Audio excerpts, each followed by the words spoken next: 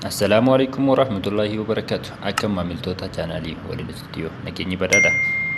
Egaa har'a viidiyoo tana keessatti bilbila harkaa qabdan qofa fayyadamuudhaan imeelii Profeshinala ta'e haala salphaan akkamitti akka banattan isin garsiisaa afaan bu'a. Sana dura garuu warri chaanaalii kanaaf maamila hin taane YouTube keessan irra seenaati. Iddoo sarchii kana irratti Woliin Studio jedhaati haala kanaan barreessaa sarchi godha. Kana booda isa asirratti isinuu furuuf kana jechuudha. Isa kana subscribe gochuudhaan ammas mallattoo alarmii kana tuquudhaan ol kan jettu kana irratti hogguu cuqaastan hogguunaan viidiyoo takka gadhiise hoggisumas isin bira geessi jechuudha. Egaa gara barnootaatti as hatiifinu. Imeeliin faayidaa garaagaraaf nuuf qaba. Fakkeenyaaf YouTube banachuu ni barbaadu ta'a. YouTube banachuuf inni hangafaa fi jalqaba nu barbaachisu furtuun isaa imeelii qabaachuudha.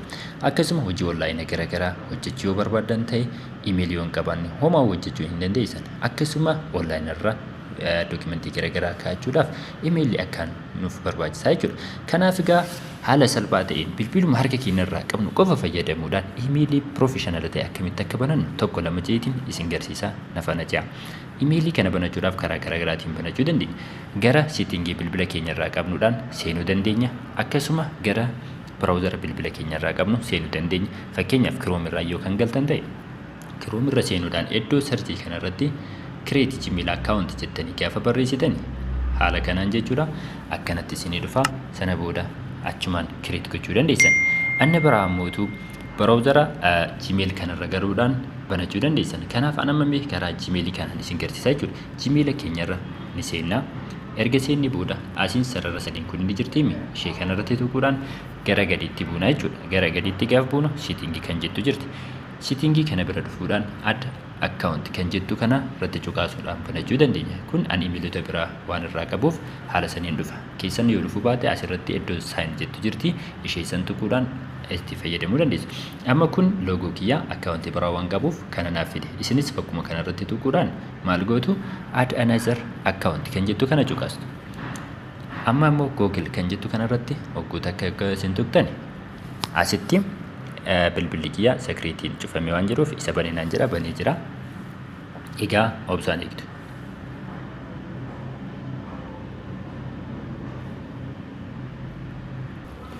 Akkanatti wagguu inni nuuf fide asirratti create account kan jettu kana irratti tuqna.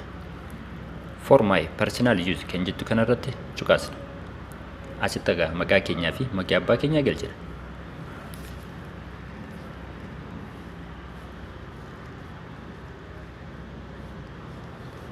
Next. Asitti egaa bara dhaloota keenya galchina. Kun ji'a waan ta'eef ji'a ni galchina. Guyyaas asitti ni galchina. Baras asirratti galchina jechuudha. Bara dhaloota keenya. Asitti immoo saala keenya galchina. Next.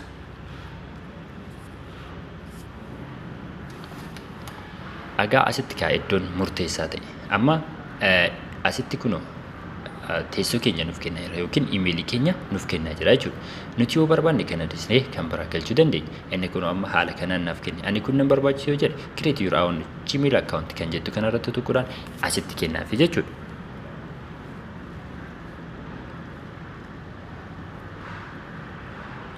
Erga haala kanaan kenneef booda next kan jettu irratti tuqa. Kuni qabamee jira naan jedha. Kanaaf gaa erga kuni qabamee kan biroo ittiin irra deebiidhaan yaalla jechuudha. Erga itti galchee jennaan dabarsee jira jechuudha. Amma immoo asitti maal galchaa imeelii kiyya galchaa jechuudha. Paaswordii keenya galchina. Paaswordii galchee dhufa isinis galchuudhaan na eegaa. Erga imeelii keenya haala kanaan galchinee booda next jennaan. Imeelichi waan sirrii paaswordiin keenya waan sirrii hin taaneef sirreessaa jira sirreesseeti. Egaa amma galchee waan ta'eef next jiyaan. Paaswordii cimaa galchuu qabdu. Egaa haala kanaan waan naaf dabarseef maal gochuu qaba? Next kan jedhu kana irratti tuqa. Wow. Amma privacy policy isa kana waan fudhannuuf I agree jennaani dirqama waan ta'eef I agree jedhaan.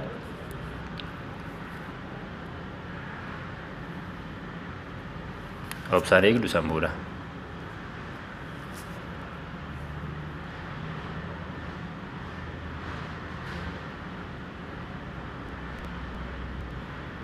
Wow. Amma naaf xumuree jira jechuudha. xumuree jira. Steppiin afaan xiqqoodha waan ta'eef obsaan xiqqoon eegdu. Egaa imeelii kana banachuun faayidaalee garaagaraa qaba. Amma imeelichi keenyaaf banamee jira. Mee irra baay'eetiin haa ilaalu. Waaw, kunoo akkuma asitti agarru imeelii Kamal 21@gmail.com kan jedhu kun imeelii amma nuti waliin bannedha. Kanaaf isa kana irratti yoo tuqne waaw, kunoo haala kanaan dhufee jira jechuudha. Haala kan fakkaatu dhufee jira. Isa kana kunoo Googleen naaf deebisee jira. Kamal finish setting jiru kamti jira. Isa kana xumurraa jechuudha.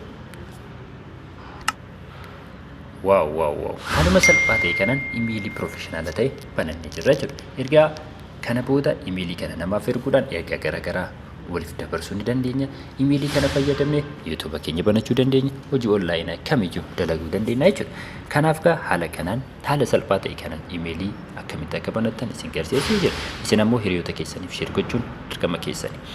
Viidiyoo kana hanga dhumaatti ilaaltanii yoo itti fayyadamtan womaa'u nama biraa osoo isin hin barbaachisne ofii keessanii imeelii mataa keessanii banachuu dandeessan jechuudha. Hiriyoota keessaniif share gochuu hin dagatinaa. Like, comment tuquudhaan bira kutaa. Hanga sagantaa biraatiin walitti deebinutti nagatti. Ani keessi waliin ture Kamal.